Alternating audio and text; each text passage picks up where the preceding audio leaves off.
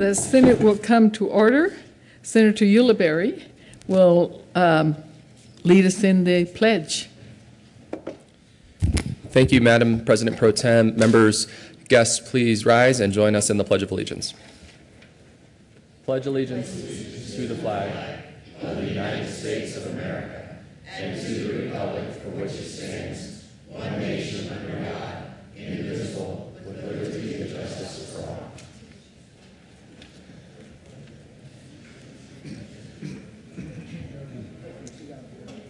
Mr. Majors, would you please take the roll?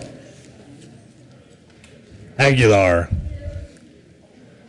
Balmer, Baumgartner, Brophy, Cadman,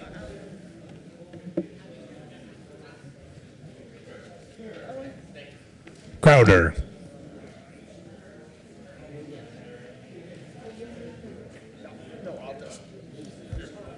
Grantham, Guzman,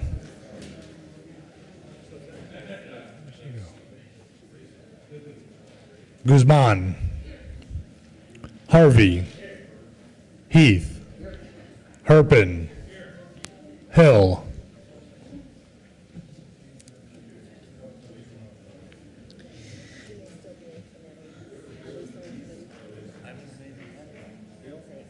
Excused. Hodge, John,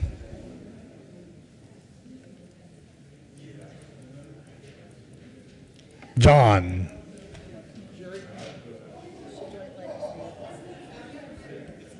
Johnston, Jones, Kafalis, Kerr, King, Excused. Lambert, Lundberg, Marble, Newell, Nicholson, Renfro, Rivera, Roberts, Scheffel, Schwartz, Stedman, Toktrop, Todd, Ulibarri, Zenzinger. Madam President. Here. With 33 present, 0 absent, 2 excused, the Senate has a quorum. Motion to adopt the journal, Senator Crowder. Thank you, Madam President. I move that the reading of the journal of February 24 be dispensed with and the journal be approved and corrected by the Secretary. You've heard the motion. All in favor say aye. Aye. Opposed, no. Ayes have it. The motion is adopted. Committee reports. Senate Services. February 25th, 2014, correctly re-engrossed Senate Bill 1718 and 110. Correctly revised House Bills 1024, 1059, 1079. Correctly re-revised House Bills 1010, 1018, 1056, 1074, and 1111. Correctly enrolled Senate Joint Resolutions 4 and 12. Message from the House. February 24, 2014, Madam President, the House has passed on third reading and transmitted the advisory statutes House Bill 1228. The House has passed on third reading and transmitted the advisory statutes House Bills 1152 is amended, 1184 is amended, 1193 is amended, 1223 is amended, 1265 is amended, 1222 is amended. The House has passed on third reading and returns here with Senate Bill 67. The House has passed on third reading and transmitted to the advisory statutes Senate Bill 52 is amended. Please add Senator King to the roll.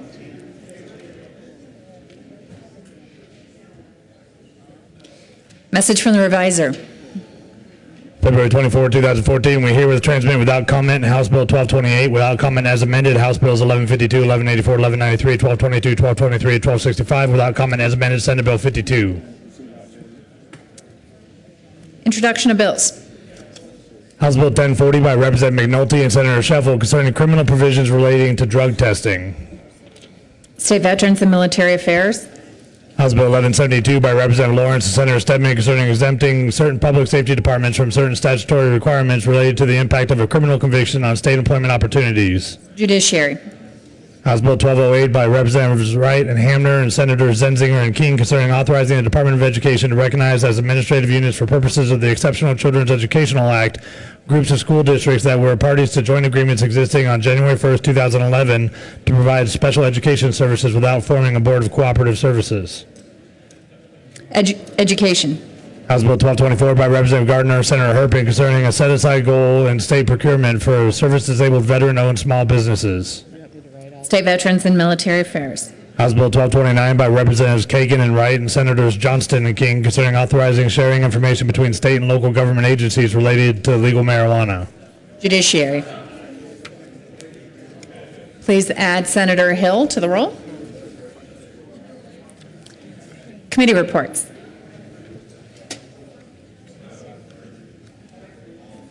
February 24, 2014, Committee on State Veterans and Military Affairs, after consideration of the Mayor's Committee, recommends following Senate Bill 141 be postponed indefinitely. February 24, 2014, Committee on Business, Labor, and Technology, after consideration of the Mayor's Committee, recommends following Senate Bill 73 be amended as follows and as amended before the Committee on Finance with favorable recommendation. Mr. Majority Leader.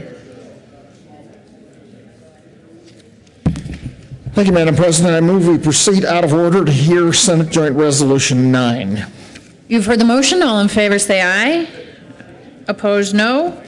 Ayes have it. The Senate will proceed out of order to consider Senate Joint Resolution 9. Mr. Majors, would you please read the title to Senate Joint Resolution 9?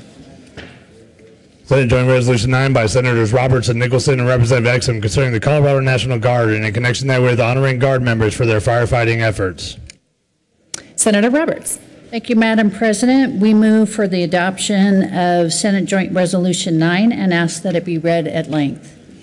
Mr. Majors, would you please read Senate Joint Resolution 9 at length? Whereas, since 1860, the men and women of the Colorado Army National Guard and Air National Guard have served our country in wartime and peace, always ready, always there, as the first military responders to domestic emergencies affecting our communities, this state, and the nation. And whereas the frequency and severity of wildfires in Colorado is increasing, and when large wildfires occur in Colorado, members of the Colorado Army National Guard and Air National Guard are frequently called upon to assist civil authorities in their firefighting efforts. And whereas during the past 2 years, more than 120 members of the Colorado Army National Guard and Air National Guard have received training in wildland firefighting and have been equipped to support wildland fire suppression efforts. And whereas members of the Colorado Army National Guard and Air National Guard have been called upon to assist firefighting efforts at many fires across the state, including the High Park Fire in Larimer County, the Waldo Canyon Fire in El Paso County, the Fern Lake Fire in Larimer County, the Black Forest Fire in El Paso County, the East Peak Fire in Huerfano County, at the Lime Gulch Fire in Jefferson County, and the West Fork Fire Complex in southern Colorado.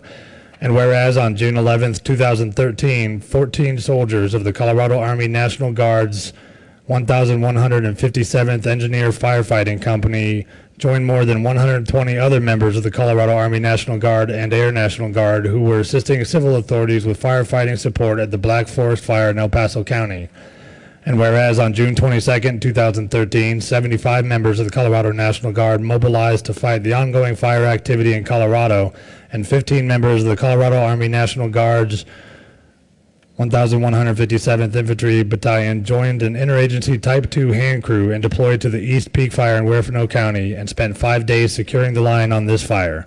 Now, therefore, be it resolved by the Senate of the 69th General Assembly of the State of Colorado, the House of Representatives concurring herein, that we, the members of the Colorado General Assembly, commend the men and women of the Colorado National Guard who have tirelessly assisted civil authorities with wildfire suppression and support, extend our deep gratitude to the brave and admirable service of the Colorado National Guard, and affirm that the Colorado National Guard fulfills its motto of always there, always ready, always there.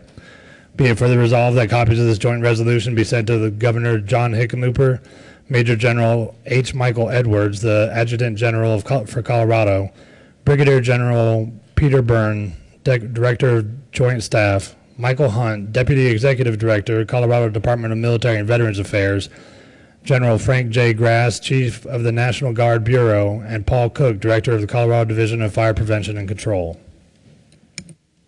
Senator Nicholson. Thank you, Madam President. Soon after the September flood, I was in Cold Creek Canyon at the Wonderview Cafe, and I was visiting with some of the victims of the flood.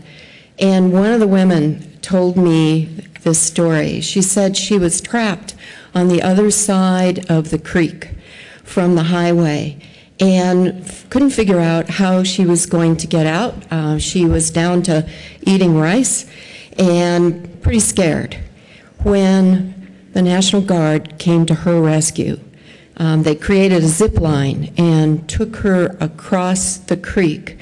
And she said she was pretty cold and pretty scared when she got to the highway and pretty relieved, but she forgot to get the names of the people who rescued her that day. But she said if I ever had an opportunity, I should please thank them for rescuing her. And she's just one of many examples of the amazing work that the National Guard does. And we are very pleased to be bringing this resolution to you to let the National Guard know how grateful we are to them. Senator Roberts. Thank you, Madam President. And this may seem a little familiar to you. We did have this resolution over in the House during Military Appreciation Day, and we had some pretty amazing photos of the work that they've been doing. We made them come again because this is a Senate joint resolution, and also because we wanted to underscore our thanks for the Colorado National Guard. We're pleased today that we do have Colonel Kick from Colorado National Guard as well as Director Cook present with us to receive our gratitude. Like Senator Nicholson, I think most of us probably have some stories about the amazing things that the National Guard has done in Colorado. I know when I deal with the firefighters down in my area, in the West Fork Complex, fires were part of my region and over the hill. But the Colorado National Guard is present all over our state and is such a good support system for our people on the ground, and they are our people as well. So this is our second chance to say how much we appreciate Colorado National Guard and everything you've done for us, and Director Cook has been right there alongside. So again, thank you. Senator Lambert. Thank you, Madam President. And Senator Nicholson, I think you mentioned that anecdote when we were in the House, and I think I gave you an answer to who the person's name was. It was probably she or he, their first name anyway, was probably Sergeant. So if she wants to know who was there were quite a few sergeants, but probably it's nice to have an anonymity of the actual name because it sort of expands it to all the people that served in that area. Madam President, I think this fits under the title because we're honoring Guard members for their firefighting efforts. And I would just like to also add that the firefighting efforts were not only included here in the state of Colorado, because I think we have an opportunity to work in other states.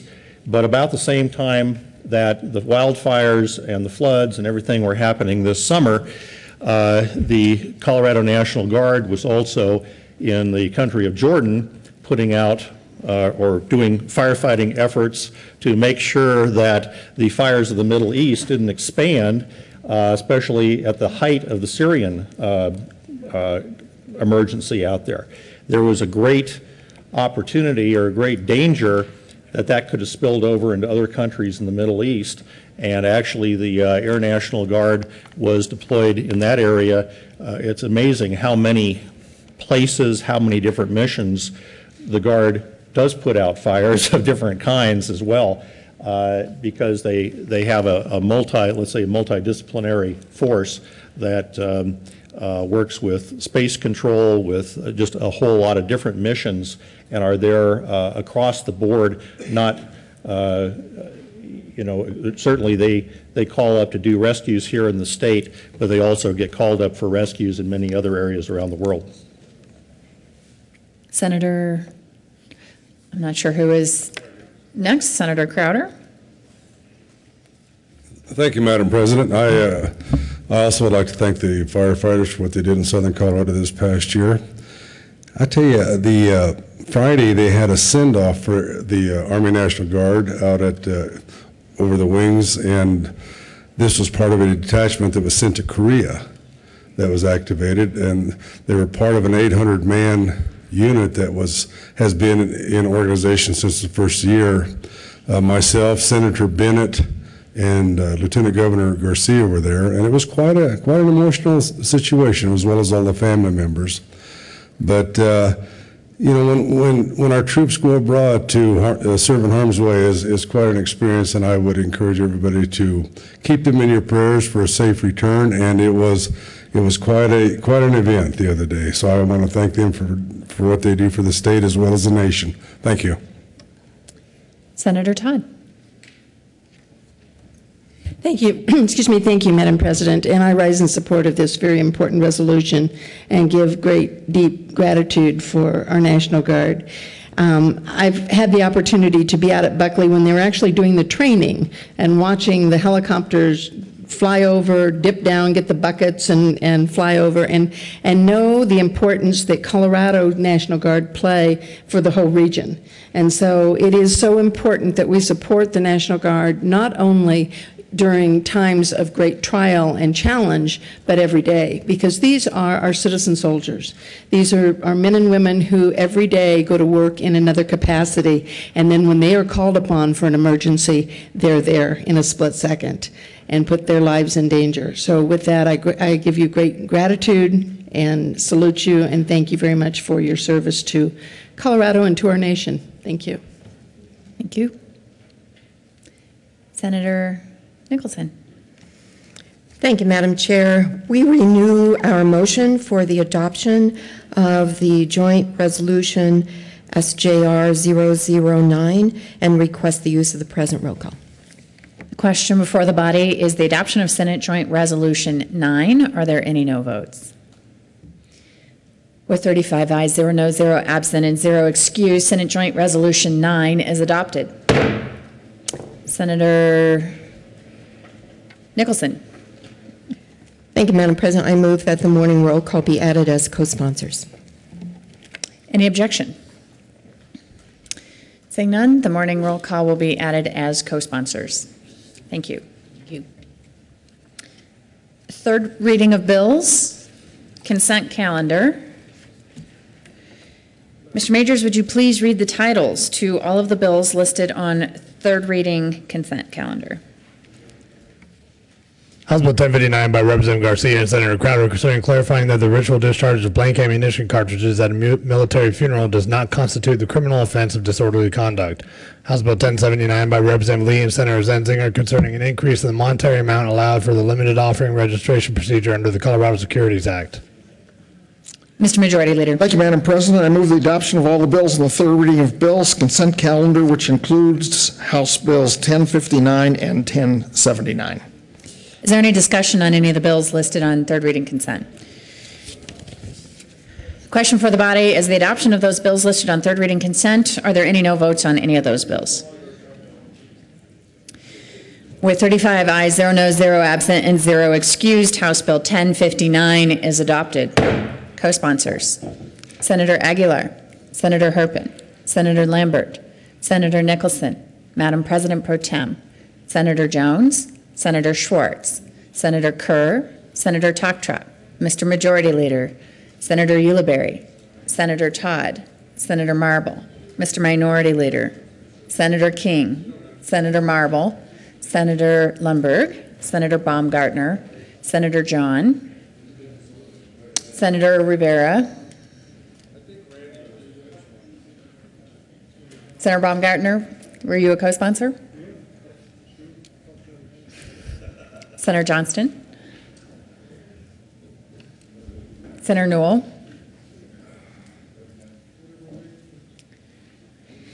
with 35 ayes, 0 noes, 0 absent, and 0 excused, House Bill 1079 is adopted. Co-sponsors: Senator Kafalis,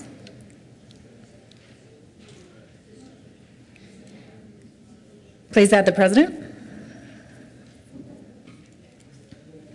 And Senator Todd and Senator John. Third reading of bills. Mr. Majors, would you please read the title to House Bill 1024? House Bill 1024 by Representative Murray and Senator Schwartz concerning the designation of the Claret Cup cactus as a state cactus. Senator Schwartz. Thank you, Madam President, and I move House Bill 1024 on third reading and final passage and ask for an aye vote for the state. Is there any discussion on House Bill 1024? Seeing none, the question is its adoption. Are there any no votes? Senator Renfro, Senator Lambert, Senator Baumgartner, Senator Hill, Senator Grantham, Senator Lundberg, Senator Crowder, Senator Marble.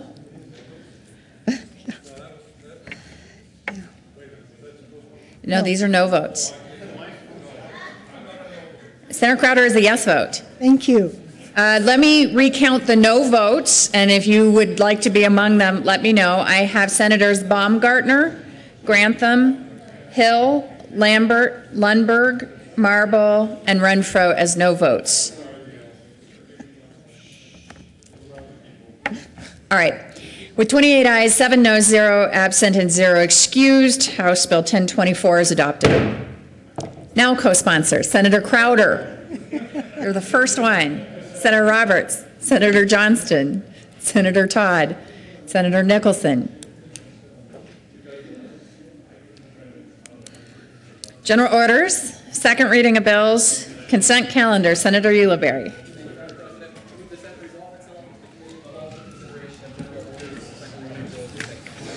You've heard the motion. All in favor say aye. Aye.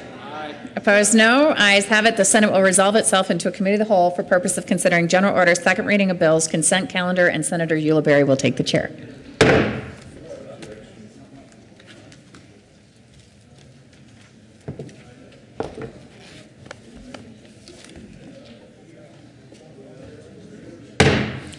The committee will come to order and the quote rule is relaxed. Mr. Majors, would you please read the titles to all the bills listed on the consent calendar?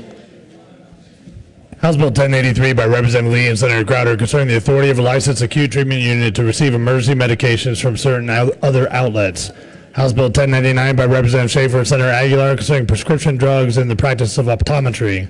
Senate Bill 142 by Senator Schwartz and Representative Fisher concerning an exception for certain water system facilities from the facilities that the Commissioner of Agriculture has a duty to inspect regarding pesticide storage. House Bill 1050 by Representative Kagan and Senator Guzman concerning an increase in the number of judges for the 18th Judicial District and in connection therewith making an appropriation. Senate Bill 49 by Senator Heath and Representative Priola concerning endangering public utility transmission. Majority Leader Heath.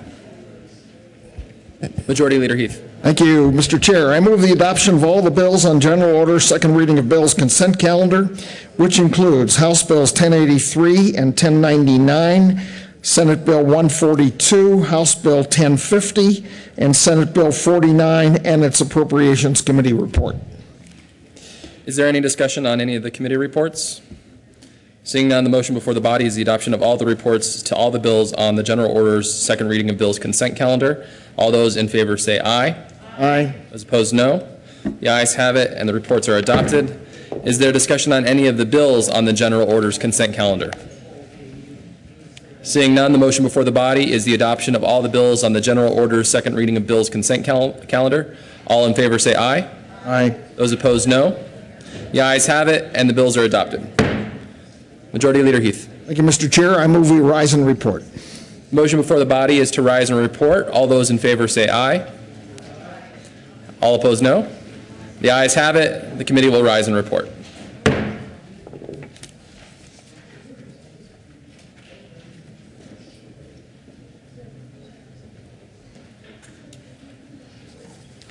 The Senate will come back to order. Senator Ulibarri. Thank you, Madam President. The committee has met and had a number of bills under consideration. Mr. Majors, would you please read the report? February 25, 2014, Madam President, your committee of the whole pays each report is under consideration. The following attached bills being a second reading thereof makes following recommendations thereon. Senate Bill 142, Senate Bill 49 as amended, passed on second reading and ordered and gross, placed on the counter for third reading and final passage.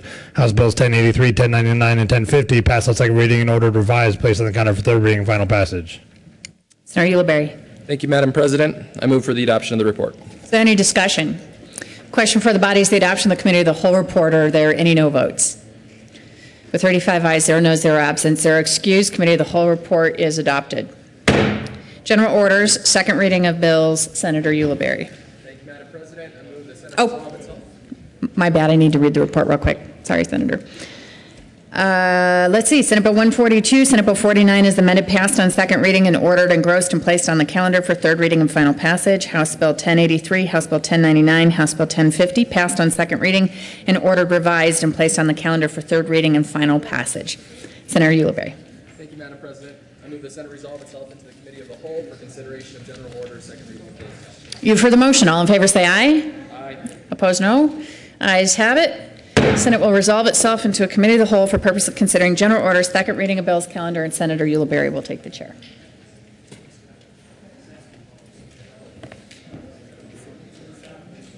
The committee will come to order and the court rule is relaxed.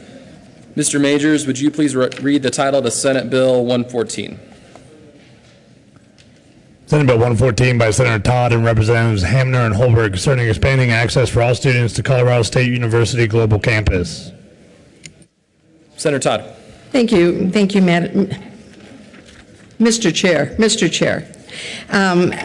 I move Senate Bill 114 and the Senate Committee Education Report. To the Education Report.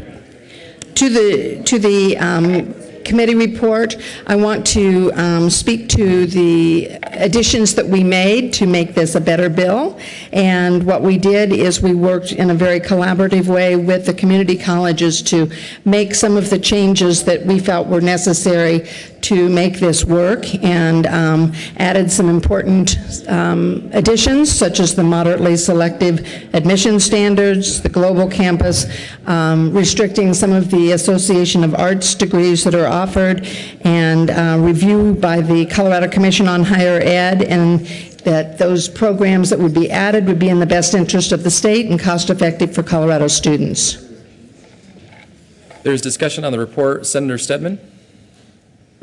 It's not on the report. Oh. Yeah, it's on the report. Oh, it is on the report, yes. Scott. Thank you, Mr. Chairman. And I rise, colleagues, to ask a question of the sponsor regarding the Education Committee report. And specifically, what's happening here in the report is we're creating a new rule that is applicable to people who are 23 years of age or over. And the bill draws a distinction between students who wish to enroll in CSU Global Campus who are over or under the age of 23. And as I look at this, it just raised a question in my mind: what is the rational basis for drawing this line and treating these two groups of people differently for purposes of enrollment? So, Senator Todd, if you could please speak to that and let us know, is this just an arbitrary number that has been selected, and are we discriminating against people under age 23, or is there some rational basis in law and fact that makes this a permissible line that we can draw to distinguish how we treat these two classifications under law? Senator Todd. Thank you, Mr. Chair, and thank you, Senator Stedman, for asking that question, because it was news and information for me in terms of right now, according to selectivity in the state of Colorado, students that are over the age of 23 and or out of school for 5 years, it does not apply. And so as a result of that, that's why we put that in the bill to have that. It was not just this magic age we pulled out of the air, but this is what is already a practice with other selectivity standards for other universities in Colorado. Senator Lundberg. Thank you, Mr. Chair. I have some specific questions as well. Members, if you'll look at this bill, you'll notice that I'm a co-sponsor of it, because I like the idea. And of course, Colorado State University started in the area of my district up in Larimer County, even though the global campus is based down here in the Denver area. It still concerns folks in my district a great deal. And I think it is a good idea, if I might set my question and comments within the context of the bill, which is that it allows CSU Global to offer courses for the first 2 years of college, because they were initially a degree completion program, meaning they would offer programs for the upper level and give people an opportunity, worldwide to complete their degree. That was the arrangement, and understand very clearly that, and this is something I did not understand until after I'd signed on as co-sponsor of the bill, and I'm not faulting the sponsor at all, believe me.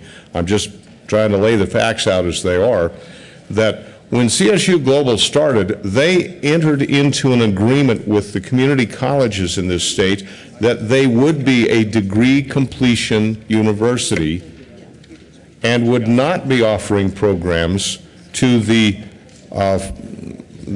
first 2 years of college, the areas that the community colleges covered. And I was unaware of that contractual agreement, but it does exist, and I have seen it. I've read the document, and it's pretty clear, and it holds until another document, another agreement occurs. And so I do have a question for the sponsor, because the sponsor said that the amendments in the committee report,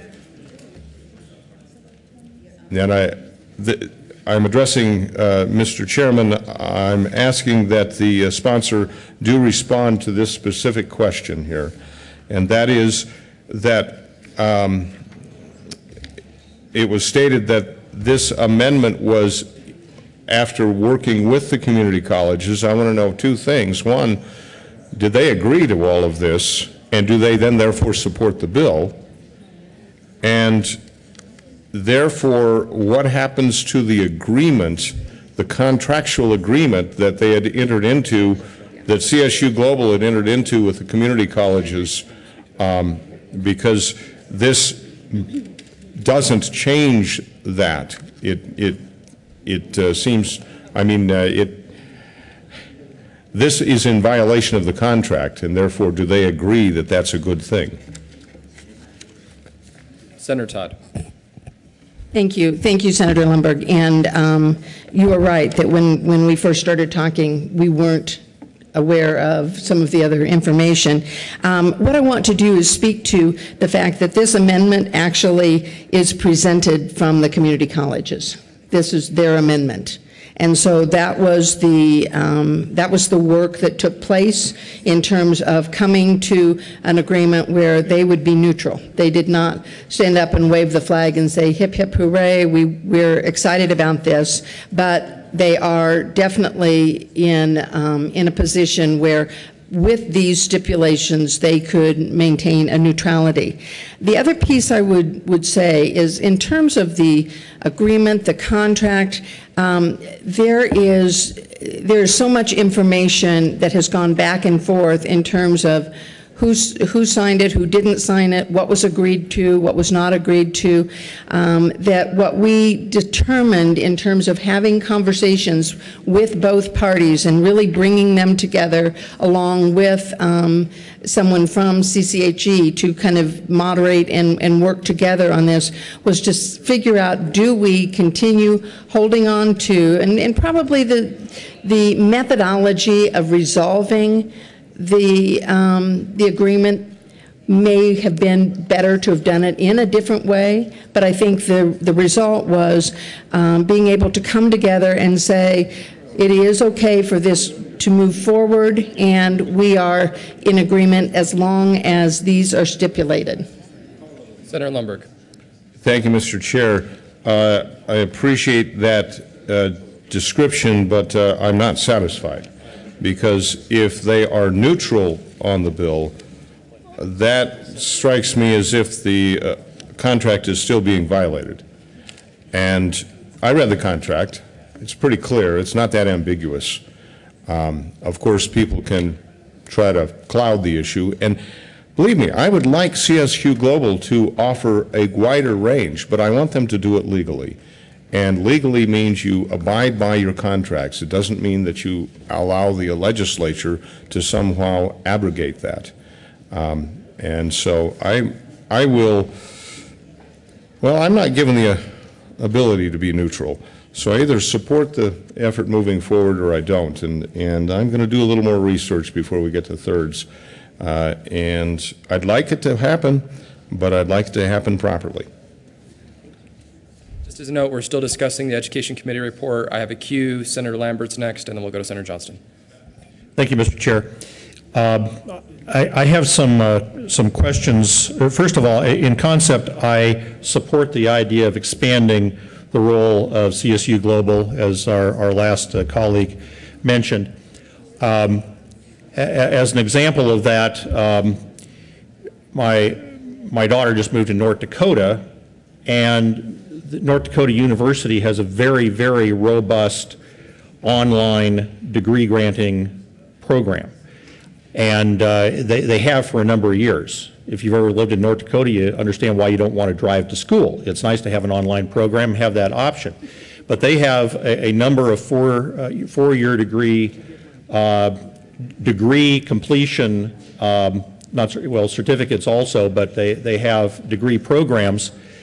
And I see that CSU Global may be impeded in that to actually compete in this interstate market of education and attract students to CSU's programs, which gives us an economic disadvantage, I think, with all of the higher education resources and talent that we have in Colorado.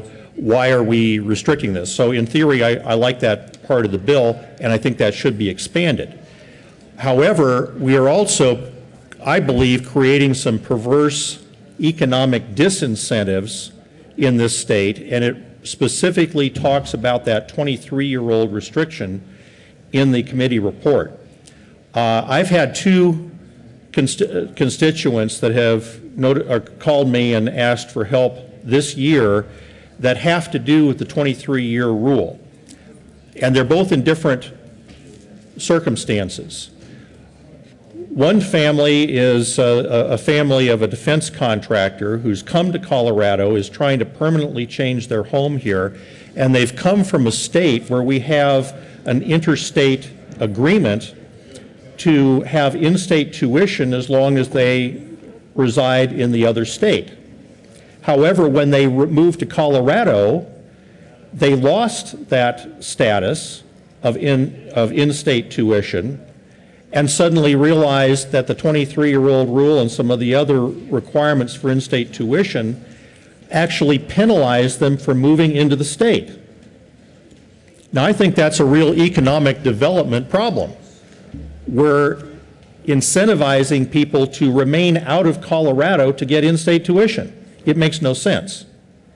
And another case, actually, a young lady called me last night and said she came to Colorado as an emancipated minor, had her own job, was not dependent upon her parents, and yet could not qualify for in-state tuition because she was less than 23 years old, and her parents lived on the East Coast.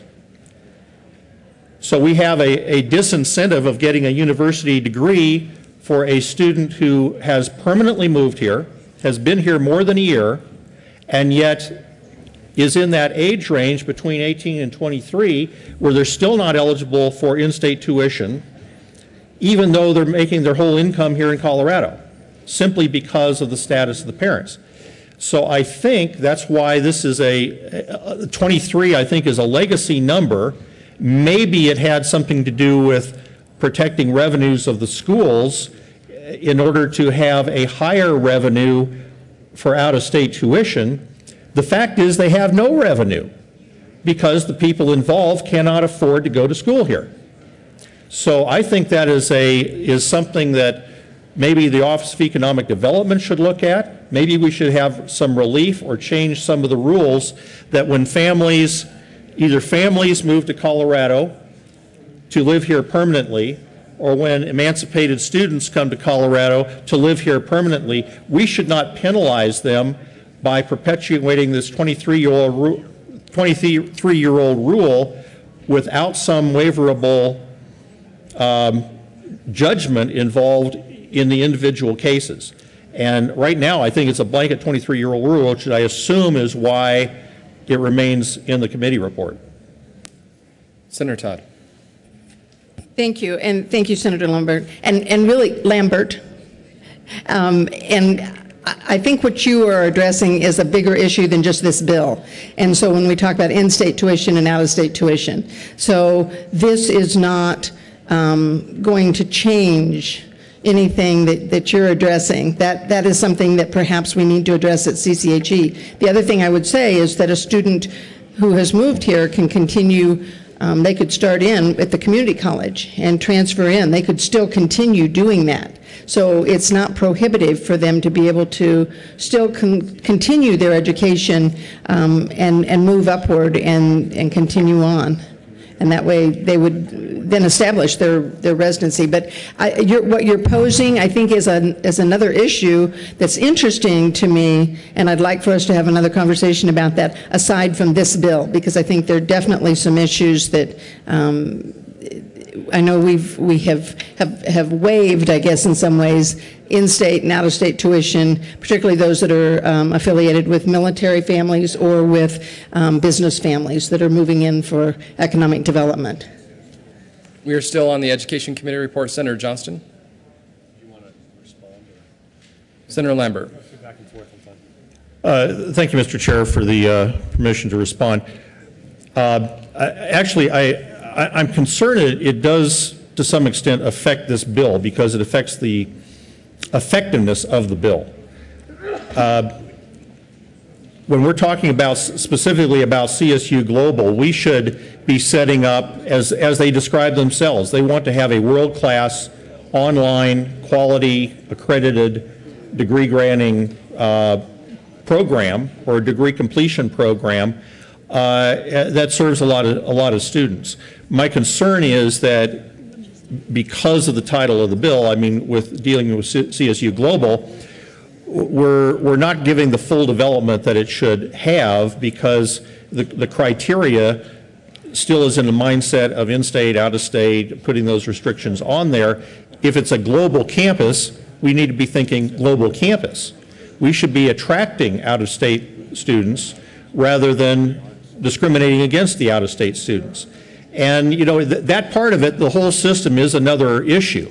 But I think as we're looking at CSU Global, which I think is the title, or in the title of the bill, how can you be global and still restrict it to the maybe the archaic programs that we, or rules that we have that are really based upon discriminating against out-of-state students and, you know, for purposes of more revenue. So I think we still have a problem. It's something that could be fixed, I think, in the bill, but I just wanted to bring it to the body's attention because we've got some serious problems of how this is perceived, and people are rejecting jobs in Colorado because of these kinds of rules. They find it, you know, in the balance, not coming to Colorado may be preferable than coming here. Senator Johnston. Thank you, Mr. Chair. And I just wanted to come back and respond to the excellent question that Senator Lundberg raised on the contract, because this did come up in committee, and so I also wanted to get an answer to that, and so I asked to get a copy of it. And maybe you've seen this already, Senator, but I do have both of them. And so there was in 2008, July 1st, 2008, there was an alliance agreement signed between the Colorado Community College System and CSU Global. I'm holding that document here if you want to see it. Bullet 1 of this says that it is the intent of CSU Global and the community colleges to continue to work towards a 2+2 coordinated degree program agreement. Upon the effective date of the 2+2 coordinated degree program agreement, this Education Alliance agreement shall automatically terminate. So again, the language here says when and if they get to a 2+2 agreement, which is the transfer agreements we were working on to allow community college students to transfer to four-year institutions, once that agreement was struck, this contract is terminated. That's July 1st, 2008. Okay. Right here, is the contract inking the 2+2 agreement, which is signed November 17th, 2011.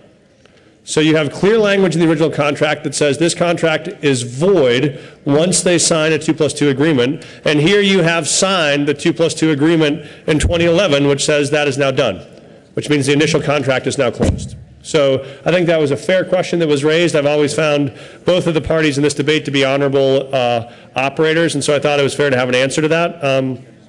It seems clear to me there was an initial contract. The terms of that contract were met, which closed it, and then the second document reveals that. So I think the question whether or not there was a contractual obligation is now put to bed. Now the question is just, is this good policy? And I think on that front, what we've seen is a really compelling argument that we can offer a lot of students. Most compellingly, the testimony we heard was from military families who are deployed overseas and want to be able to keep involved in earning a degree program, that if you're in Iraq or Afghanistan or even North Carolina and you want to be able to keep acquiring credits and not put the rest of your career on hold so you can serve our country, that this is a really compelling way to do that. So proud of the work the sponsor did here to get to an agreement. I wanted to clarify that the contract issue is resolved, and I'll be an aye vote. Thank you, Senator. Just as a reminder to our members, we're not to use names of senators during debate, and just want to clarify that point. There have been a few slips in the Mason rule, so just want to clarify that. The motion before the body is the adoption of the committee report. Is there any further discussion? Seeing none, all those in favor of the Education Committee report say aye. Those opposed, no. The ayes have it, and the Education Committee report is adopted. And we are back to Senate Bill 114. Senator Todd? Thank you, Mr. Chair. And under current law, the Colorado State University Global Campus is a baccalaureate and graduate online university with a mission that allows schools to offer upper division bachelor's degree completion programs for non-traditional students. Students who enroll in CSU Global are not eligible for state stipends from the Colorado College Opportunity Fund, the COF, and this bill actually permits CSU Global to offer comprehensive online bachelor's degree programs from the school, and it will not, there's no requirement that they have to transfer in from a certain university or a certain school, but from other post-secondary studies to complete the degree, that they can actually start right off as a freshman and move forward. CSU Global is global, and that's the beauty of this. When the bill started, or not this bill, but when CSU Global was accepted several years ago, I was on board because, again, looking at the flexibility, looking at an opportunity for students to be able to attain that post-secondary degree in a multitude of ways is one of the venues. We have many colleges and universities coming into Colorado right now, and people are paying that tuition to other schools. This gives us an opportunity for the funding to actually stay within our state to CSU Global. We have seen that CSU Global has been ranked as number 7 by U.S. News and World Report. It is it has 33% of first-generation college students, 23% represent underserved populations. So what it is an opportunity for students who choose not to sit in a classroom, but to be able to attend four full years in an online setting. The testimony in the committee was so compelling. We heard from a firefighter. We heard from a person who works for DirecTV. We heard from a person who is a master sergeant in the Air Force, and looking at how all of those different flexible times, in fact, as many of them said, I'm online from midnight till 2 a.m. That's when they're the busiest, and the weekends, and that's when people have some opportunities to be working full-time and continue to expand on their degrees. It is probably one of the most military-friendly opportunities to receive a degree, because even with the mobility of moving from one place to another, and even while they are on active duty, being able to draw this up, being able to take advantage of their college education and expand. So with that, I'm a strong supporter of CSU Global. I think that it is, again, offering great opportunities for many students. Affordability, accessibility, and flexibility, I think, are key components for the success of many students in college. And so with that, I would urge an aye vote on Senate Bill 114. Senator Jones. Thank you, Mr. Chair. Members, I'd also like you to vote for Senate Bill 114. Two reasons. One is, having been in this situation myself, actually in grad school, this applies to four-year degrees, but I decided not to do a grad school degree because they didn't have a full program like this. They were just starting down this path for natural resources at the time. But this gives people another option, as you've heard. And the other thing that's really struck me is my daughter, who graduated a year and a half ago from a large university. This is the way classes are delivered these days. It really was surprising to me and an eye-opener how many of these classes were online or streamed. And I just think this is recognizing kind of the world the way it is and gives people extra opportunity to get ahead in life, to earn a degree and do it on their own, and also do their family respects their family situation or where they might live. And so CSU is a great university to do it. So I ask for a yes vote. Senator Lundberg. Thank you, Mr. Chair. And I agree with the sponsor that CSU Global fulfills a very important role, and I like competition. And I'll tell you what, in higher education, we need online competition that works well. I've been singing that song for many more years than I've been down here. I spent 18 years as a trustee for a private college and could see the writing on the wall back in the 80s that at that time we would call it electronic delivery of education was a very bright future for those who needed an education and might not be able to avail themselves of the traditional methods. And I'm a strong supporter of CSU and CSU Global. But I spoke during the discussion on the committee report. I speak on the bill itself right now. I've done a little more research into it, and I'm more convinced than I was before that this bill is violating a contract that was made between the community colleges and CSU Global. And the documentation that I've seen has not satisfied me that that has changed. And I would beg that this legislature do things in order and properly, and unfortunately this one is not in order and properly. It's not up to snuff for what I think we should be, how we should be putting our laws together. And I'm urging a no vote on this bill. Wish I didn't have to, but it doesn't work. We shouldn't be changing the legal rules just because we like the outcome. That's not good law. Senator Renfro.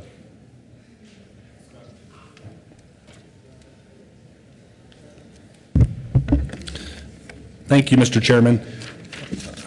I heard this bill in committee, and it is a tough and challenging issue from a few different areas, which I guess we get pulled at down here a lot. And I appreciated the testimony we had in committee from some of the people that think this is a great program, but as I listened to their testimony, just as the sponsor talked of the military benefits of this, that's not what this bill is applying to, because those people already are eligible, in my opinion, and the transfers, and it is a great program for that, and this bill doesn't change that. I don't think it affects their enrollment in this program at all, with the bill or without the bill. That's one of the beauties of this campus. I love this program. I think it's a great program. My sister is a student at CSU Global. She started at UNC and never finished her degree, and is now finishing up her degree through this program and loves it and thinks it's great. I have concerns with it because I do think we are in the middle of a contract issue. The senator from Denver came down and spoke of, we had a memorandum of understanding, and then here was the one that was signed to override and to take that first one away. I don't know if that's really true, if that second document truly is what some have said it is. That I think there's dispute to that statement, that is a release and an extension of that. There's a third document that is unsigned that's out there that kind of clouds that water on that was trying to fulfill that requirement within the first agreement that was made. If we go back to the committee when this program was introduced in 2009, and you read the transcripts that come out of the creation of the program, I think it makes it tough also. When you look at the testimony of Rich Swigert, who was the legislative liaison for the CSU University and also the CEO of CSU Global, he testified, and what he talked about was, here's some of excerpts of his testimony. It says, "It is our desire and our belief that the students should go through the community college system and start here." And then former Senator Groff asked a question that said, wanted to clarify him on that, and said, you don't have to necessarily go through a community college to get into this program, is that correct? And he said, Senator Groff, that is correct. Because we only offer upper division courses, meaning 300 and 400 level, on the baccalaureate side, we in essence follow the transfer requirements.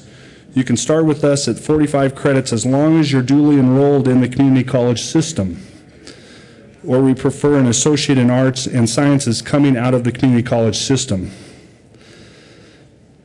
And then the sponsor of the bill, Senator Tapia, said, but you have to go through that part before you can go to this one. So I think that when you go through their whole testimony on the creation of the bill, it continues on that. The president of the community college system said it provides a lot of access for students to upper level courses.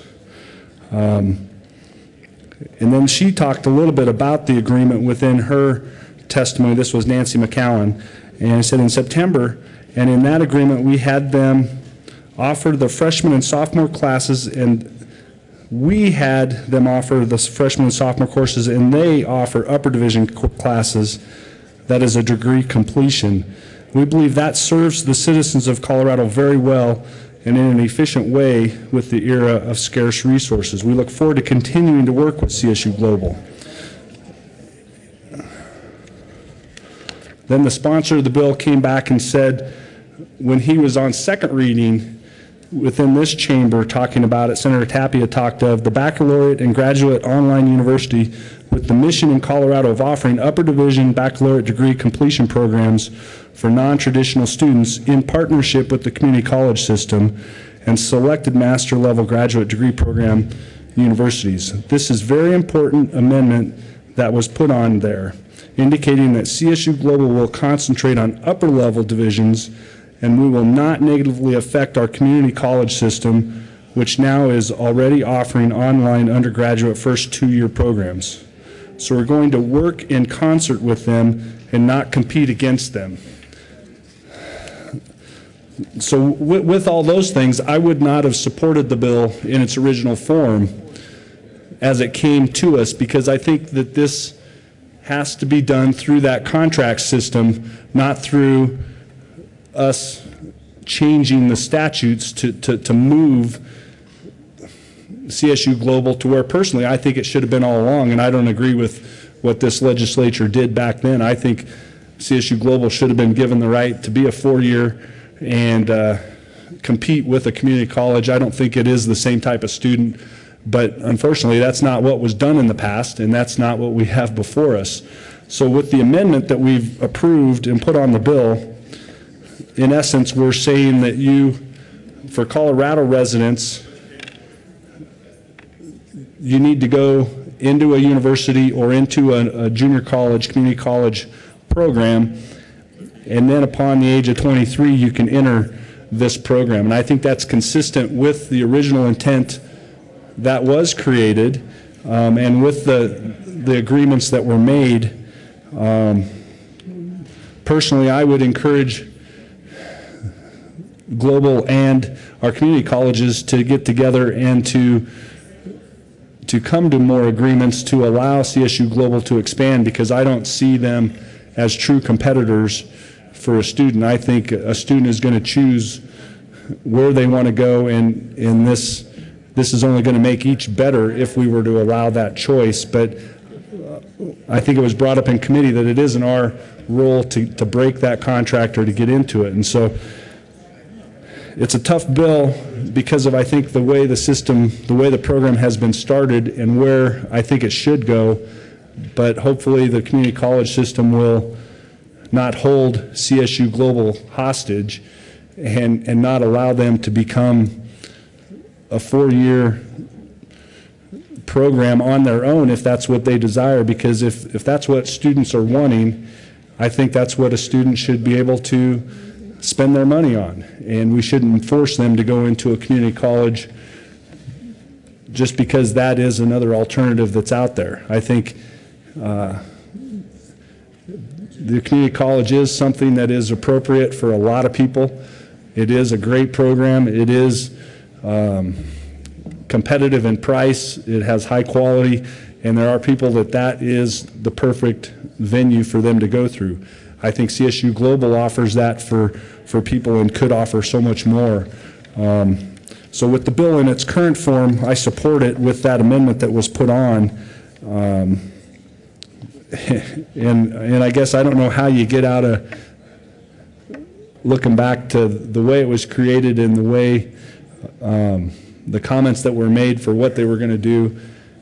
Even though I don't agree with their comments, I guess that's what they did and had to do to get started. And so that makes it a tough bill in a lot of ways, because I think we're dancing around the real issue that needs to actually probably happen through contracts and through potentially the courts, if that's where it has to be. And so I think this amendment and bill in its form now help to honor those contracts and help to move us that way. But I would sure urge our community colleges to be less territorial in how we look at these agreements and look at the system overall, and hopefully work with CSU Global to allow that expansion if that's what CSU Global desires, because I think they are a great opportunity for kids. Thank you. Senator Marble.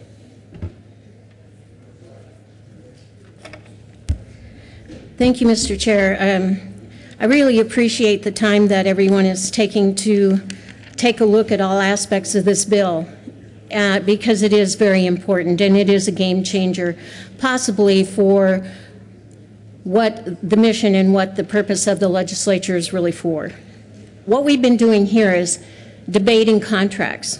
That's not our business. That's not what we're here for, to debate contracts and see what they mean and see what agreements. That's where the courts come in. These agreements were brought into and signed, and I'll bet you there was quite a few attorneys working in the best interests of CSU Global and the community colleges before they signed these. We are looking at Senate Bill 9-86, the CSU Global bill transcripts, to which the good senator from Weld County read from. And I can't help but go back and look at what CSU Global Legislative Liaison Rich Swigert had testified to regarding their relationship with the community colleges. 'And he stated, it makes it perfectly clear that in Colorado, we are in partnership with the community college system. It is our desire and our belief that the students should go through the community college system. Start there. That sounds like they were in a pretty good unison and good communication and working relationship, which isn't coming through in the bill that we're looking at today, which is Senate Bill 114.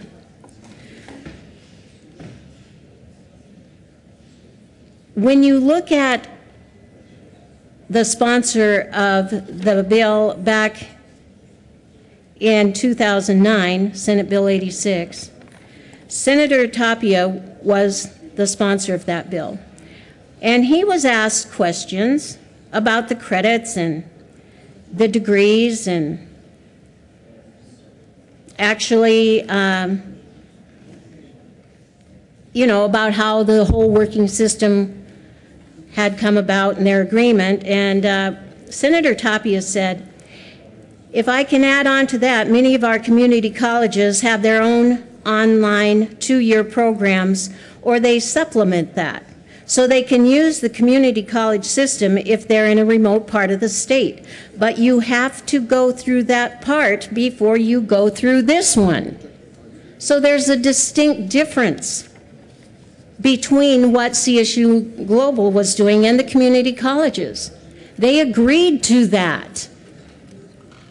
It went on, and the president of the community college system, Nancy McAllen, she also testified about the agreement. She stated, we entered into the agreement with CSU Global officially. I believe in September, and in that agreement, we had then offered the freshman and sophomore classes, and they offered the upper division classes, and it's a degree completion. And we believe that serves the citizens of Colorado very well and in an efficient way with an era of scarce resources. And that says a lot. And we look forward to continuing work with CSU Global. This is a partnership, and they're using the legislature to dissolve that. Right now, we are arguing what these contractual agreements actually mean. We are arguing that because we do not know. We're trying to decipher that with a vote. Who believes this is the true genesis of the contract and who doesn't? That's not our job. This belongs back where it started, at the table with their attorneys, and if need be, the courts, not the legislature. And this is where I have the problem. How much now, if this passes, does this set a precedence for the legislature to redirect our focus off of legislative and get into the court system? I think this is the wrong place for this bill. And I would urge you to really think about this and let CSU Global and the community colleges get back to the table and establish the partnerships that they had when this all came about, all for the best of the people and in the most equitable way for the people. And to keep that communication that we're starting to lack, make them communicate. That's a problem. We can't do this communication for them. And I urge a no vote on SB 114 for the mere fact that this is in the wrong venue. Senator Kafalis. Thank you, Mr. Chair, and thank you, colleagues, for the robust dialogue. I rise in support of Senate Bill 114, and I'd like to make 3 quick points. One is that CSU Global Campus provides options, choices for non-traditional students, which in the 21st century is critical. whether those non-traditional students be military families, like my son and his wife who choose to take courses online because they're in Virginia, or whether they be single-parent families that are engaged in the workforce and need to be able to work on their college degrees in a different way. So that's point number one. It does a lot to provide choices for non-traditional students. Point number two, while I'm not an attorney, thank goodness, and all of that, to my satisfaction, the matter of the contracts was addressed, and I appreciate that information that was presented earlier. And point number three, I believe that should this bill move forward, it opens the door a little wider for further communication and dialogue between the community college system and the four-year college system as this bill potentially moves through the legislative process. For those reasons, I ask for your support of Senate Bill 114. Thank you. Senator Todd. Thank you, Mr. Chair. And I appreciate so much the comments and the questions that have been brought up. I want to speak to a couple of pieces that have been addressed. There are MOUs and there are agreements that go on between universities and colleges and high schools all the time. There are things that change, there are things that stay the same. One of the things that was a concern to me was at first when we made a discovery that CSU Global was actually offering lower division courses. So I went to the Lieutenant Governor and said, can you help me understand this, and is that okay, is it not okay? Because my understanding is that they were not allowed to do that. Now, what we found out, and we actually went back, and the Lieutenant Governor and Chad Martirano from CCHE pulled tapes from some of the testimony of bills and things and issues that were transpiring afterwards. And what they discovered is that lower division courses were accepted. It is on tape, and they were permitted. So when we look at what an agreement starts with and where it ends up is a transitional time. Are the community colleges excited about this bill? No, they're not excited about it because it does offer somewhat of a consternation as to where will students actually start. We worked very collaboratively in terms of pulling together community colleges and CSU Global and CCHE to figure out, can we move in a positive direction so students can go ahead and move in this way of delivery for curriculum for higher ed. So part of what I want to say is I'm a strong advocate for community colleges. I think everyone down here knows that.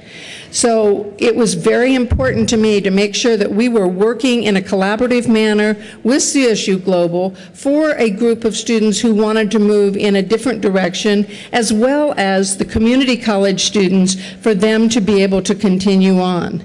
So the points that have been brought up, I appreciate, and I understand that there is concern, but I would say to you that the amount of coming together and working in a collaborative manner, not everybody 100% happy and agreeing, but moving in a positive direction. This amendment is a community college amendment. That is what they offered in good faith and testified by Dr. Nancy McKellen to be neutral on the bill. So with that, again, I urge an aye on 114. Majority Leader Heath. Thank you, Mr. Chair. I move we lay over House Bill 1022 and put it at the end of the second reading calendar. Majority Leader Heath. Excuse me, Senate Bill 114. What did I say? Senate Bill 114. The motion before the body is to lay over Senate Bill 114 to the end of the second reading calendar. All those in favor say aye. Aye. Those opposed, no. The ayes have it. We'll lay over Senate Bill 114 to the end of the second reading calendar. Majority Leader, or Mr. Majors, please read the title to House Bill 1022. House Bill 1022 by Representative Long Graf, Senator Newell, concerning alignment of the duration of the child care authorization notice with the child care assistance eligibility period for children participating in the Colorado Child Care Assistance Program. Majority Leader Heath. Thank you, Mr. Chair. Now I can deal with 1022. I move we lay over House Bill 1022 until February 27th. The motion before the body is to lay over House Bill 1022 to Thursday, February 27th. All those in favor say aye. Aye. Those opposed, no. The ayes have it, and House Bill 1022 will be laid over to Thursday, the 27th. Mr. Majors, please read the title of House Bill 1008. House Bill 1008 by Representative Hamner and Senator Schwartz concerning the authorization of the Colorado Water Resources Power Development Authority to make loans to private entities for purposes of forest health projects. Senator Schwartz. And thank you, Mr. Chair. And this is a bill that was also recommended by the Wildfire Matters Review Committee, and it simply will allow the Colorado Water Resources and Power Development Authority to provide direct loans to forest health projects. And this is a bill that was amended in the House, and again reflects some of the concerns of the banking community, and provides that any liens be filed in the authority. And if I didn't do it, I will move again House Bill 1008 for second reading and ask for an aye vote. Is there any further discussion on House Bill 1008? Senator Nicholson. Thank you, Mr. Chairman. Well, we often get a little parochial and think that only those of us who live in the heavily forested areas of the state should care about this particular issue and this particular legislation. But the fact is, the water for all of the state, in fact, other states, comes from our forests, and we need to protect those watersheds. And in order to protect those watersheds, we have to be partners with private companies. And in order for those private companies to make a living in our state, they need certain advantages that perhaps they wouldn't need in Oregon or the state of Washington, where the diameter of the trees is significantly bigger and the lumber is more merchantable than it is here in Colorado. So if we're going to protect our forests, we're going to protect our watersheds, we need to support this legislation. Senator Baumgartner. Thank you, Mr. Chair. And I just had a question for the bill sponsor. Will this take any money out of any type of water projects to loan for these forest projects? Senator Schwartz. Thank you, Mr. Chair. And just Mike Broad did clarify that in committee. Absolutely not. This would be a separate issuance, and there is a $50 million cap actually that was in the bill last year. So this will absolutely have no impact on any water projects, but it is an additional authority, as we have given to the CWCB to make private loans, as well as CHAFA to make private loans. And so it would be a separate municipal bond that would be issued, so it would not, in fact, have any impact, and he clarified that. Is there any further discussion on House Bill 1008? Seeing none, the motion before the body is the adoption of House Bill 1008. All those in favor say aye. Aye. Those opposed, no. The ayes have it, and it's adopted. Mr. Majors, please read the title to Senate Bill 93. Senate Bill 93 by Senator John and Representative May concerning equivalent authority for pipeline companies to acquire right-of-way. Majority Leader Heath.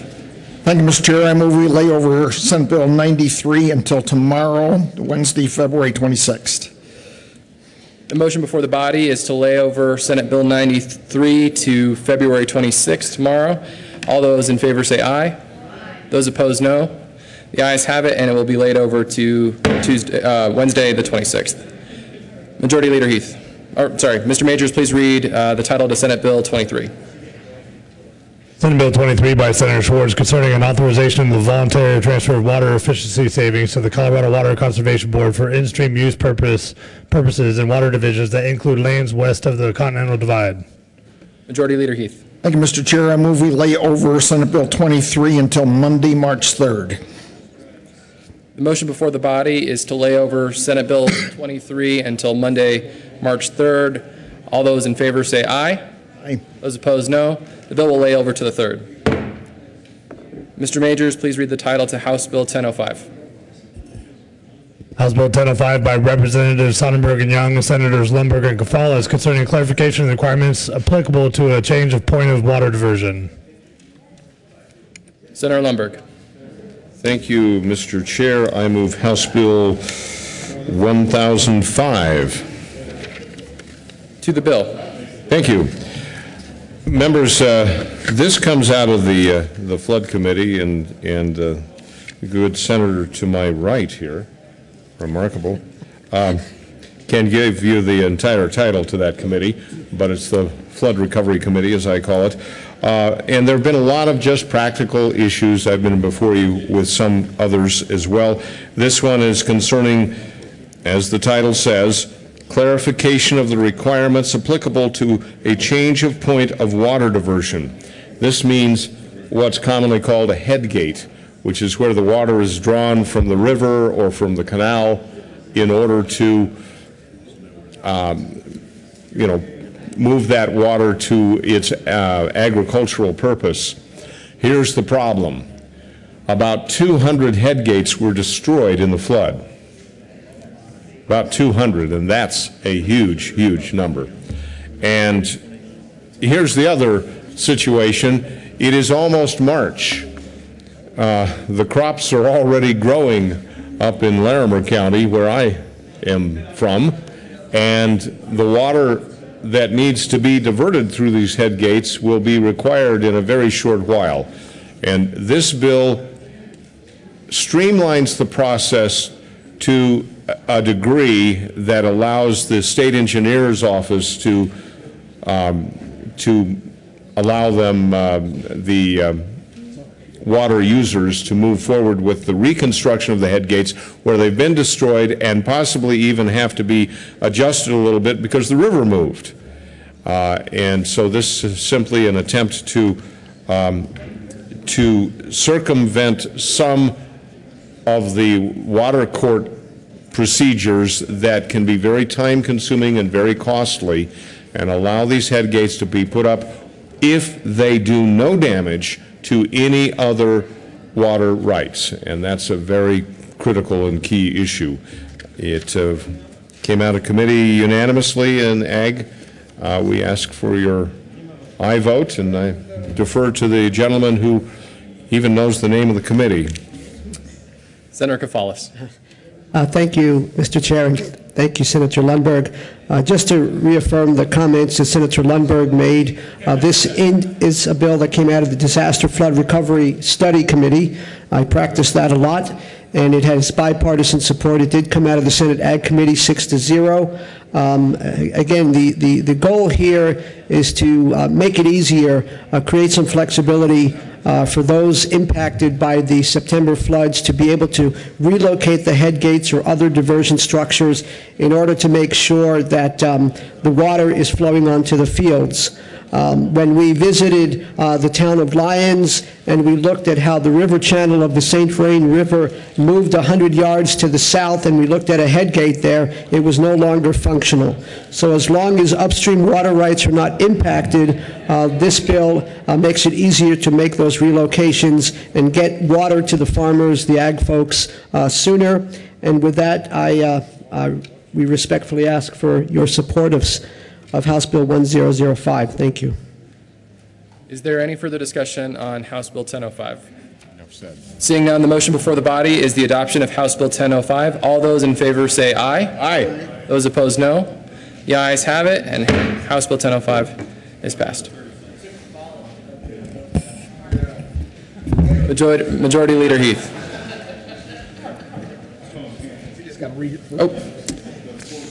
Mr. Majors, please read the title of Senate Bill 29. Senate Bill 29 by Senator Newell and Representative Fisher concerning the establishment of a paint stewardship program from the environmentally sound disposal of post-consumer architectural paint. Majority Leader Heath. Thank you, Mr. Chair. I move we lay over Senate Bill 29 until Thursday, February 27th. The motion before the body is to lay over Senate Bill 29 to Thursday, February 27th. All those in favor say aye. Those opposed, no. The ayes have it. It will be laid over to Thursday, the 27th. Mr. Majors, please read the title to Senate Bill 129. Senate Bill 129 by Senator Stedman and Representative May concerning changes to criminal provisions related to marijuana. Senator Stedman. Thank you, Mr. Chairman. I move Senate Bill 129, and I move the reports of the Judiciary Committee and the Appropriations Committee. To the Judiciary Committee report. Thank you, Mr. Chair. The Judiciary Committee report adds some language requested by the judicial branch regarding who supplies and pays for a criminal background check prior to the record sealing provisions taking effect in the Act. Just puts that burden on the petitioner. Ask for an aye vote. Is there any further discussion on the Judiciary Committee report? Seeing none, the motion before the body is the adoption of the Judiciary Committee report. All those in favor say aye. Aye. Those opposed, no. The ayes have it, and the committee report is adopted. Senator Stedman, to the Appropriations Committee report. Thank you, Mr. Chairman. The Appropriations Committee report adds appropriation clauses, and it also adds some statutory language to the marijuana cash fund so that the small amount of money needed for this bill will actually, instead of being appropriated from the general fund, will come from the marijuana cash fund. And if you remember the debates last year on Amendment 64 implementation, one of the things I think there was a very strong refrain about was the idea that marijuana should pay its own way. And so we're going to be basically using sales tax proceeds money to pay for some programming changes at the Department of Revenue necessary to implement the bill. It's a little over $4,000. It's pretty de minimis. I ask for an aye vote. Is there any further discussion on the Appropriations Committee report? Seeing none, the motion before the body is the adoption of the Appropriations Committee report. All those in favor say aye. Aye. Those opposed, no. The ayes have it, and the Appropriations Committee report is adopted. There is an amendment on the desk. Mr. Majors, please read the title to L004. Amendment L004 to Senate Bill 128. Thank you, Mr. Chairman. I move Amendment L004, and this is language that the drafter brought to me that actually clarifies that the offense that's being created here for minors and young people under the age of 21 in possession of marijuana is an unclassified petty offense. It doesn't change any of the penalties as they're specified in the draft of the bill right now. It just adds this little detail that got left out. Ask for an aye vote. Is there any further discussion on L004? Seeing none, the motion before the body is the adoption of L004. All those in favor say aye. Aye. Those opposed, no. The ayes have it, and L004 is adopted. We're back to the bill. Senator Stedman. Thank you, Mr. Chairman. Colleagues, this bill is a little piece of Amendment 64 implementation that last year we deferred until this year. We asked the Commission on Criminal and Juvenile Justice and its Drug Policy Task Force to take a look at the criminal laws about marijuana use and possession, and to recommend any further changes that were needed to implement Amendment 64. And this bill is the result of that. It is a CCJJ recommendation. I'm a member of both its Drug Policy Task Force and a member of the Commission, and I'm sponsoring it on their behalf. The main thing that's going on in this bill is it is addressing the question of penalties for underage possession. And if you recall, the Constitution, Amendment 64, sets the legal age for marijuana use and possession at 21, just like alcohol. And the Amendment 64 said we should regulate marijuana like alcohol. And so what we're doing for underage possession offenses is actually folding marijuana possession or marijuana paraphernalia possession into the existing laws for minors or underage persons in possession of alcohol, and treating the two the same. It doesn't always work to regulate marijuana like alcohol, but in this instance, that's what the recommendation was. The bill spells out the penalties for first offense, second, third, and subsequent, again, following the pattern of minors or underage persons in possession of alcohol. It also makes some adjustments to the open container laws that we passed last year that address some constitutional issues that the Drug Policy Task Force and CCJJ was concerned about. You'll also see some small changes to the law enforcement A-RIDE training on drug recognition of impaired driving, and also the issue of paraphernalia possession by underage persons. Again, a CCJJ recommendation. Ask for an aye vote. Is there any further discussion on Senate Bill 129? Seeing none, the motion before the body is the adoption of Senate Bill 129. All those in favor say aye. Aye. Those opposed, no. The ayes have it, and Senate Bill 129 is adopted. Mr. Majors, please read the title to Senate Bill 114. Senate Bill 114 by Senator Todd and Representatives Hamner and Holberg concerning expanding access for all students to Colorado State University Global Campus. Just as a quick note, we've already adopted the Education Committee report, so we are back to Senate Bill 114. Senator Todd. Thank you, Mr. Chair. And I wanted to, on March 21st, 2012, during the Senate Education Committee hearing on House Bill 1220, is when Matt Gianeschi, who at that point was with CCHE, spoke on the lower division courses for CSU Global. So when I had said a while back, I just wanted to be precise and let you know that some of those processes have taken place. And oftentimes that's what we see, that things change from agreements and MOUs. And with that, again, I ask for an aye vote on Senate Bill 114. Senator Todd, would you please move again Senate Bill 114?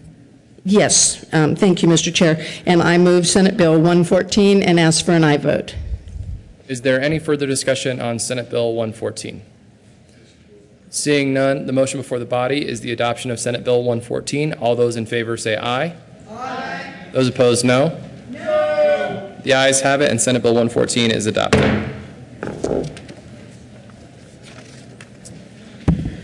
Mr. Majority Leader. Thank you, Mr. Chair. I move we rise and report. Motion before the body is to rise and report. All those in favor say aye. Aye. Those opposed, no. The ayes have it, and the committee will rise and report.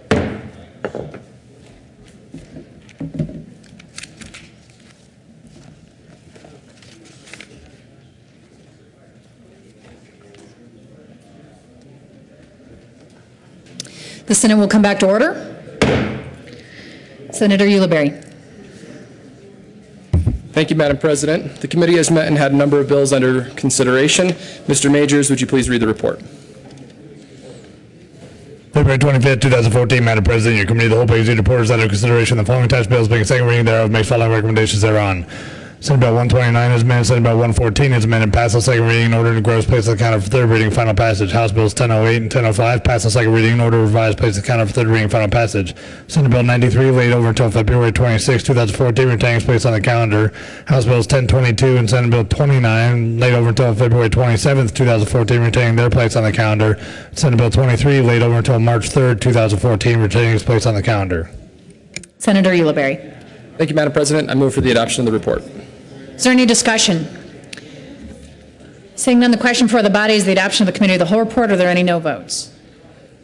With 35 ayes, 0 no, 0 absent, and 0 excused, the committee of the whole report is adopted.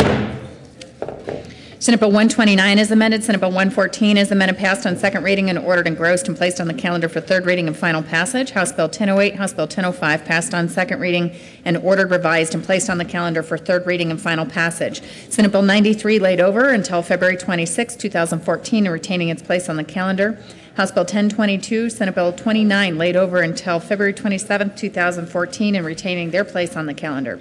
Senate Bill 23 laid over until March 3rd and retaining its place on the calendar. Consideration of House amendments to Senate bills. Mr. Majors, would you please read the title to Senate Bill 47? Senate Bill 47 by Senators Todd and Roberts, Representative Dorr, concerning the payment of death benefits for seasonal wildland firefighters killed in the line of duty. Senator Todd. Thank you, Madam President, and we concur with the amendments to Senate Bill 47 that came over from the House. Would you like to, one of you like to explain the House amendments? Go ahead. Senator Roberts. Thank you, Madam President. What happened was the House added back in the SWIFT, which is the DOC SWIFT crews that do inmate fire team crews. There was some concern when it was over here that the Attorney General had related to them being considered state employees. So very specifically, it calls out that the SWIFT crews are not employees or volunteers of DOC or the state, but that they would be entitled to this limited amount of death benefit in the event that they were killed fighting a fire in Colorado. And then secondarily, we had an amendment that we meant to get here in the Senate and didn't, only because we were doing some of the stuff related to the SWIFT crew. and that is that this payment does not in any way diminish any kind of recovery that the family might be seeking because of the death of this, whoever the firefighter is. So it was never our intention that this be used as an offset just to help with immediate expenses. Senator Tucker. Thank you. And at this time, I would move Senate Bill 47. And with... So I'll take the opening of this as a motion to concur by the sponsors to the House amendments to Senate Bill 47. Is there any discussion on the motion to concur? Senator Schwartz. Thank you, Madam President. I do support the motion to concur and appreciate the sponsors' consideration of our SWIFT crews at Department of Corrections and their work and their sacrifice and their ability to be eligible for that death benefit. Any other discussion on the motion? Seeing none, the question before the body is the motion to concur with House amendments to Senate Bill 47. Are there any no votes? With 35 ayes, 0 noes, 0 absent, and 0 excused, the Senate concurs with House amendments to Senate Bill 47. Senator Roberts. Thank you, Madam President. We move for the readoption of Senate Bill 47. Is there any discussion? Question for the body is repassage of Senate Bill 47 as amended. Are there any no votes? With 35 ayes, 0 noes, 0 absent, and 0 excused, Senate Bill 47 is readopted. Governor's appointments. Are there additional co-sponsors to Senate Bill 47? Senator Ulibarri, Mr. Majority Leader, Senator Nicholson, Senator Kafalis, Senator Kerr, Senator Crowder, Senator Lambert, Senator King, Senator Marble, Senator Rivera, Senator Todd, Senator Jones, Senator Lundberg. These are co-sponsors on readoption of Senate Bill 47. Senator Herpin, Senator Johnston, Senator Newell, Senator Grantham, Senator Scheffel. Governor's appointments, consent calendar. Mr. Majors, would you please read the appointments?